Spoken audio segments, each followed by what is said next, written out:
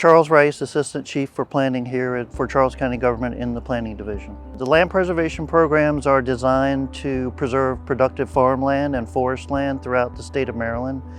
Here in Charles County, we're very fortunate to have a lot of those resources. Charles County is the third most forested county in the state of Maryland. A lot of people don't realize that, so it's a very valuable resource that we're trying to preserve along with the productive farmland that we have. So the way land preservation works are folks apply to essentially sell a conservation easement on their property.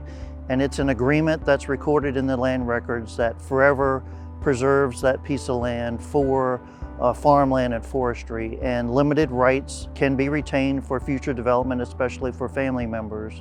And for signing that agreement, there's a one-time lump sum payment to the landowner for making that commitment.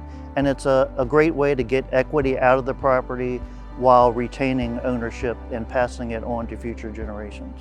So typically eligible properties are at least 50 acres in size unless they're adjoining property that's already preserved.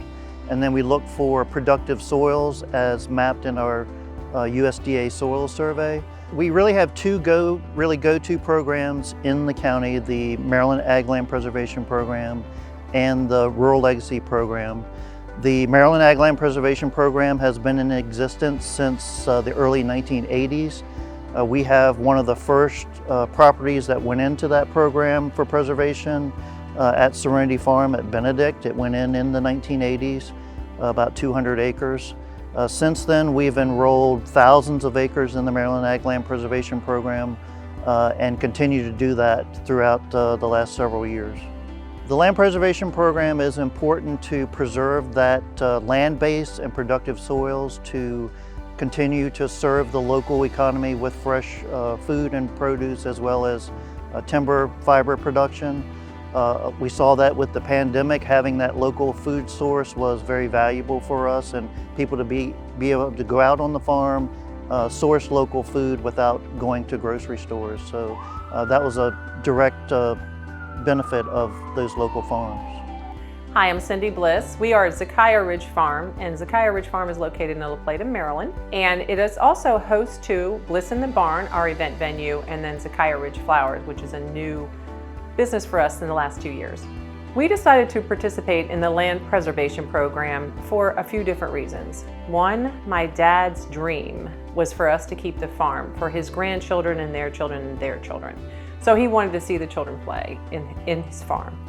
Also because I feel like having a farm of 100+ acres is something not many people have the opportunity to experience, nor have the opportunity to live on. And every time we host events here for our event venue, people are amazed at what they see just looking across the field.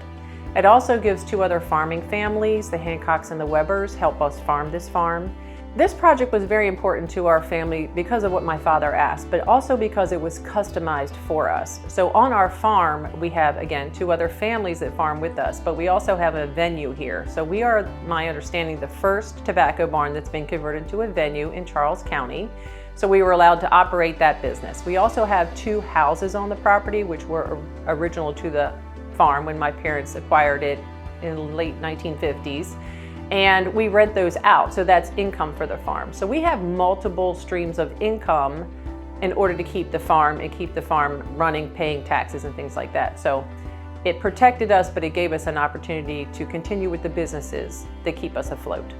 I am Virginia Wegner Mayer, and we're at Society Hill Farm in Mount Victoria, Maryland. I'm Susan Wegner-Gilman, and my family, the Wegner family, Charles and Ruth Wegner, my parents, purchased this property 60 years ago.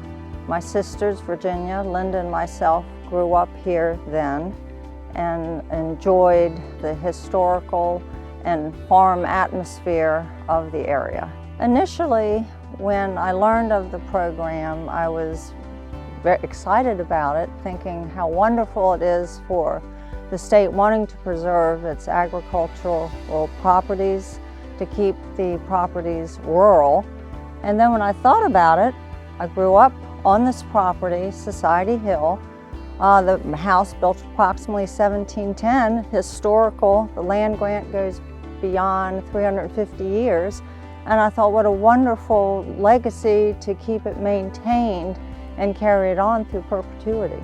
We talked to Charles Rice some time ago, and then we talked to him again when we were seriously considering preserving the property.